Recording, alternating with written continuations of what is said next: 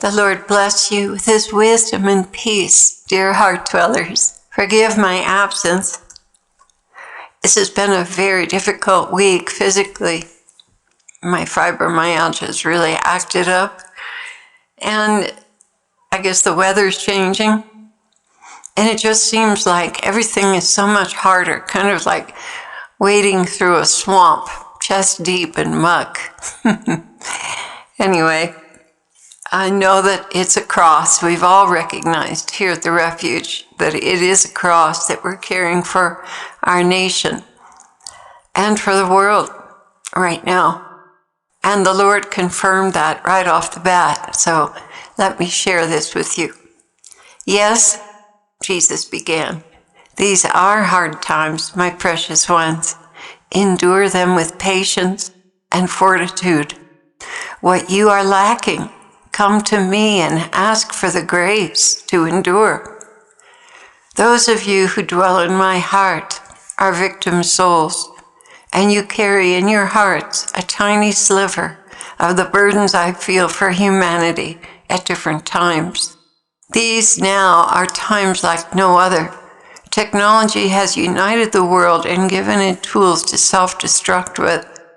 The Tower of Babel has been built, and man has taken much of what I prefer to control and altered it, not having any idea of the full consequences of doing that. I cannot delay much longer, Clare. Man has the means to destroy every living thing. And because those who have access to these powers are being led by Satan, they have no idea how he is laughing as they draw closer to their own demise. You see, there are those in these higher orders who control much of what takes place in the world, who have been blinded by greed, lust for power, and every kind of debauchery. Satan has used their desire natures to lead them in ways that will be their ultimate destruction. He has promised them a bill of goods, one that he could never deliver, and use their own unnatural desires for every kind of pleasure to convince them that they are moral and have a right to deprive others of life as long as it is in the best interest of their concept of evolving humanity. They are fully convinced they are the superior race, doing what must be done to ensure the survival of the fittest and a peaceful, fully controlled world of the highest order, indulging in all kinds of lewdness. Satan has approved and encouraged this behavior while finding endless fault with me, to the point of convincing them that I am an equal with him. I'm just the bad brother who deprives others of pleasure and gain. These people are convinced of their own righteousness, Clare. They have no idea how deceived they are. Satan laughs as they dig the pit they will someday be swallowed up in. And he has reserved his worst tormentors to perform unspeakable acts of torture on these very souls who have been so dedicated to him. They really are ignorant of what they're doing. That is why I continue to ask for prayer for your enemies. They've been twisted into believing lies. They are the most pitiable characters, Clare, because they've given their all to a deceitful angel who has played them like a fiddle. As a result of all this, these times are fraught with grave danger. And even though it is believed that my men will win, they do not know the price it is costing others in sufferings and sacrifices. Victim souls are not part of their theology or understanding. Nonetheless, you are real. Your suffering is real, and it is being used for a noble purpose. I know it has been very difficult for you, beloved, and I thank you from the bottom of my heart for your offerings. There will come a time, Clare, of relief, refreshing, and reestablishing that which I want to do with all of your lives. But for now, I need your cooperation and a holy patience as we move through these shark-infested waters, holding fast to the cross I've designed for each of you. And it's interesting, the other day when Ezekiel was in a particularly difficult moment of pain, I went to my card file and I pulled the card that says the vineyard at Rieti. And that story is basically the people were so anxious to see St. Francis and so excited that he'd come to visit that he could get no rest. So he stayed in a church outlying the village, and this particular parish had a vineyard which supplied them with wine for the year. When he was staying there, the peasants and the people around found out where he was, and in the process of wanting to see him, they ate all the grapes and trampled the vines that the priest had. It was devastating to the priest, and he was really sorry that he had invited St. Francis to come. But St. Francis, knowing what this priest was thinking, came to him and said, "What measure of wine do you get from this vineyard every year?" And he told him. And St. Francis replied, "This year you will get triple of what you usually get." And that's exactly what happened. Even though the vines were bare, the little grapes that they had turned out a huge amount of wine. So the Lord knows how to repay his servants when they carry crosses for him. He knows how to recompense us. He knows what we need and how to rebuild us, how to reinforce us and lift us up. So we mustn't ever get weary with well-doing, even though it's hard, because we can count on him to restore us, and we can't ever outdo the Lord in giving. All we give him, he gives back so much more in return, along with eternal life. Okay, so going back to the message. When I allow a cross, I'll also equip you with the graces necessary to carry it. Always remember that and recall the circumstances of my passion and all I endured for you, beloved ones.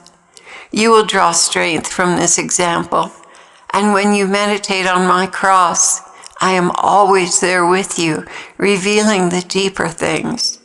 I just wanted to address all of you and tell you how proud I am of the way you are enduring these difficult and trial-filled days, and that they will pass, and you will pass through them in flying colors while aiding humanity to move in the right direction. You are my Simons. He's referring to the man Simon who was asked to carry the Lord's cross. You are my Simons, carrying the cross of mankind's fallen nature with me as we pass through this threshold. I have made a way for them to be saved and opened the gates of heaven, providing healing waters. But you are enduring much of the same kind of torments I experienced in Gethsemane. Yes, I saw it all, every jot and tittle, and I paid the price in full for your redemption. But I am still in need of your intercession to bring this to a good conclusion. Lift one another up, pray for one another, pursue the paths I have laid before you without hesitation. Do not allow yourselves to fall into spiritual sloth. Do what I have set before you, and you will find comfort. I have given you great gifts. Each of you has these gifts. To some gifts of art, to others gifts of music, to others writing, prayer, administration, and teaching, serving, all to draw my brides into the fold, to proclaim liberty to the captives and a day of freedom from the bondage to guilt. As you have been taught before, Satan will do all he can to cause you shame and humiliation by insinuating that you are still under the curse. You are not. I have liberated you from the things he continually accuses you of. He does this to cause you to withdraw into yourself and not live for me, or proclaim me as I have asked you to. My reticent ones, you disappoint me when you refuse to pursue and cultivate the gifts that have cost me dearly to give you. I have trusted you because you said you loved me. But if you truly loved me, you would obey me. You would not allow the enemy to tell you how to live and how to avoid doing what I have equipped you to do. I gave you a voice because of what is inside of you. My body needs to hear that voice. There is a purpose you were born for, and glorifying me is at the head of that list. And you ask, but how can I, a miserable sinner, bring glory to you, Lord? I would have you consider the one who invited you here. She is in a worse state than all of you, yet she hobbles around persevering in her gifts. And look at what I have done through her. She is truly a nobody and a nothing, but she does not excuse herself with this truth. She rather perseveres with my grace. She works at what she is not good at, and look how I bless it. So I'm asking you to stop looking at yourself and living for yourself. Stop making excuses for why you don't express your love for me to the world. Stop hiding. I have lifted you up with my spirit to bring light to the world. Satan stands by with accusation after accusation to try and blow your light out. I have made it so that he cannot. But when you snuff out your wick willingly, I can do nothing but feel abandoned and betrayed. For I have graced you with many gifts meant for my body, but you were digging a hole and hiding them. As much as I love you, there will come a time when you will have to answer for wasting your life selfishly on yourselves. There will come a time when your gifts are read aloud for all to hear, and what you have done and not done with them will bring you horrifying shame. Nothing like what you feel now when Satan accuses you. No, true remorse for wasting your life and burying your talents. Please, my brides, no more excuses. Pick up the gifts and cultivate them. Truly, I say to you, I am expecting a return on my investments in you. And there will be a time of accounting for what you did with them. So now I plead with you, my precious ones. I know the opposition you feel, but if you love me, you will call on me to help you overcome it, and together we will have the triumph. So pray, contribute, work, and especially pick up the talent I gave you. Work with it a little each day. I will bless your 10% with my 90%. And as you continue to apply yourself, more will be given, much more. And together we will reach the world for the lost and hurting. I stand at your right hand. Rise up, I say to you, rise up. Throw off your yoke of sloth and use what I have given you for other souls. Do this because you love me and for no other reason. If you love me, you will obey me. If you say you love me and do not obey, you deceive yourself, and the day of reckoning will come. So throw off this yoke of sloth Satan has put upon you with your permission, and rise to the occasion. I am waiting for you to prove your love by your deeds. Well, I don't know about you guys, but that really touches my heart. And I can see where I've dragged my feet. And I'm really resolving to change that and to work harder at the gifts he's given me. And I hope you do too. I know you don't believe in yourself, but believe in him because he can do great things through you. He writes beautifully, with broken pencils. So the Lord bless you, heart dwellers, and I thank you profusely for your prayers. I need them.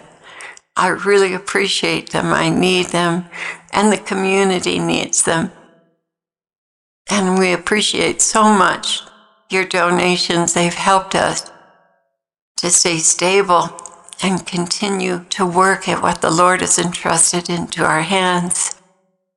So the Lord bless you greatly on this day.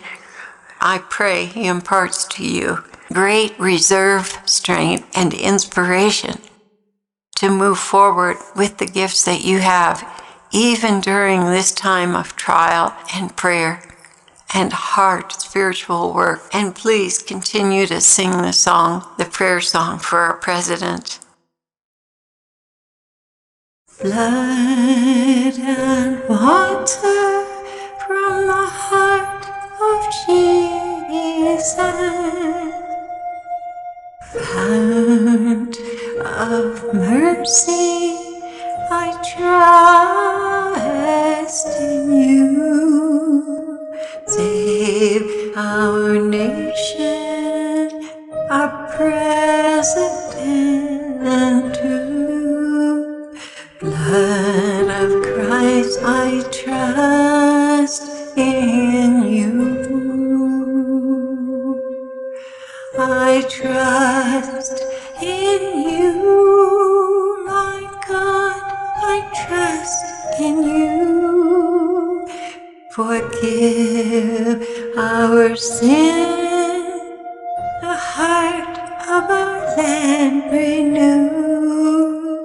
Save the world from all the wicked do. Mother of mercy, I trust in